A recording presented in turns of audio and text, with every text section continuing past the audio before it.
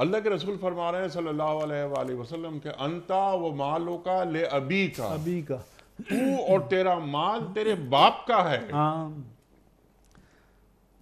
حدیث پاک میں رسول اللہ صلی اللہ علیہ وآلہ وسلم نے فرمایا کہ تمہاری کمائی میں سے بہترین کمائی تمہارے ہاتھ کی کمائی ہے، اپنی محنت کی کمائی ہے، اور فرمایا کہ وَإِنَّ أَوْلَادَكُم مِّن كَسْبِكُم، تمہاری اولاد بھی تمہاری کمائی ہے۔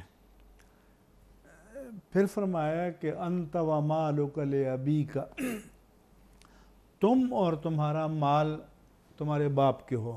اللہ تو مطلب یہ ہے کہ جس طرح باپ کو تمہارے مال پر تصرف کا حق ہے، تم پر بھی ہے کہ تمہیں جو حکم دے، تمہیں جو فرمائش کرے، جو شریعت میں جائز ہو تو اس کو پورا کرو۔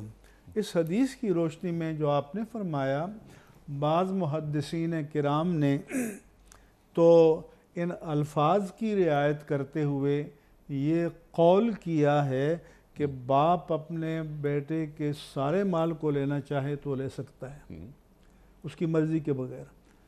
بعض محدثین کرام نے یہ کہا کہ باپ اپنے بیٹے کے مال میں سے اپنی ضروریات کے لیے اس کی اجازت کے بغیر بھی لے سکتا ہے۔